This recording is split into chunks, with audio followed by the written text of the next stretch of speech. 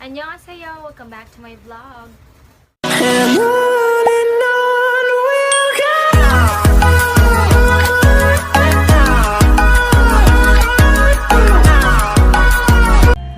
Hey you guys! Welcome again to my YouTube channel. By the way, for today's video, we're going to execute some basic skills and hand signals in basketball.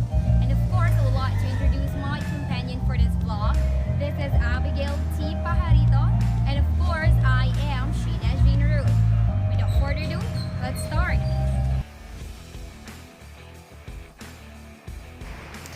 The history of basketball began with its invention in 1891 in Springfield, Massachusetts by Canadian physical education instructor James Naismith as a less injury-prone sport than football. Naismith was a 31-year-old graduate student when he created the indoor sport to keep the athletes indoors during the winters. The game became established fairly quickly and grew very popular as the 20th century progressed, first in America and the other parts of the world. After basketball became established in American colleges, the professional game followed. The American National Basketball Association, or also known as NBA, was established in 1946, grew to a multi-billion-dollar enterprise by the end of the century, and basketball became an integral part of the American culture.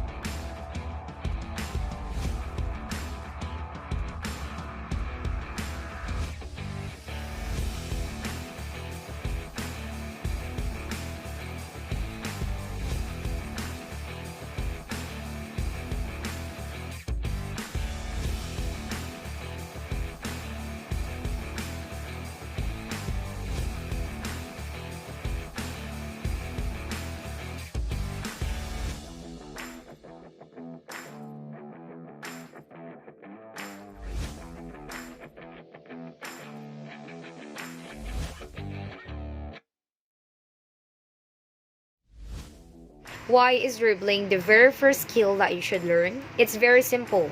It's because you can move around with basketball without dribbling the ball. It is the easiest way to put yourself in a position to score. This allows you to maneuver past defenders, initiate the offense, and create for your teammates if you know how to dribble or handle the ball. The good thing about improving your dribbling is that you can do it individually. You will see significant improvements in your ball handling skills even in a short amount of time in practice. If you get good enough with ball handling, it will open a lot of opportunities for you on offense. Like dribbling, you can practice shooting alone. However, if there are fundamental errors to your shooting, such as bad form, it would be best to have someone who can help tweak your shot. Otherwise, you need to be practicing thousands upon thousands of shots to become a good shooter. Knowing the fundamentals of proper shooting will make everything easier. Basketball is all about putting the basket more than your opponents, so shooting is at the top of the skills you need to develop. If you can't shoot, especially with how the game is played today, you won't be able to play, and it's as simple as that.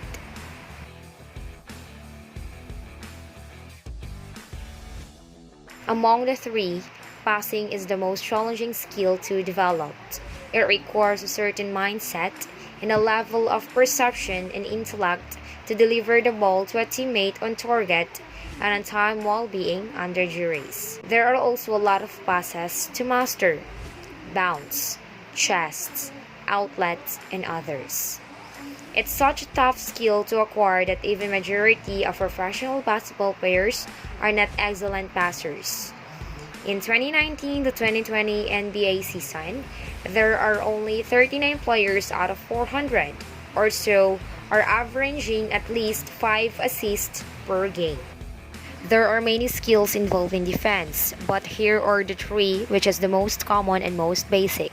First, stealing. It is taking the ball away from offensive player. If the offensive player is dribbling the ball and you tap it free, whether to yourself or teammate, that can be considered a steal. Second, blocking. One of the rarest thoughts of them all. It happens when a defensive player swats a shooting attempt from an offensive player, preventing the ball's trajectory to the basket. The third one is defensive rebounding. Defensive rebounding is collecting and securing a missed shot from an opponent. As mentioned, defense is not just limited to stealing, blocking, and defensive rebounding. Some more complex skills are involved, such as effective closeouts, pass denials, weak side help, post defense, and more. However, for now, let's limit our explanations to the basics.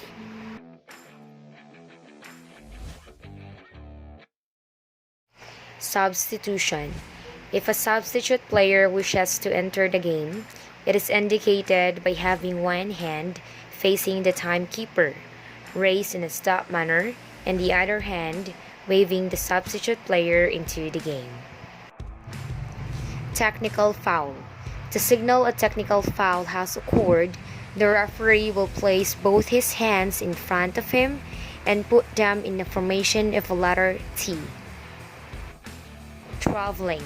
When a player has committed a traveling violation, the official will signal it by placing both of his hands in front of him and moving them in circle.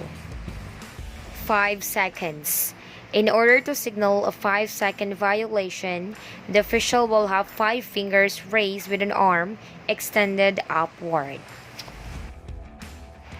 Disqualifying foul. It isn't any foul that are flagrantly unsportsmanlike. They can include punching an opponent or deliberately taking out the legs of a player who is in the air. The referee or the official will going to raise his hands and clench his fist.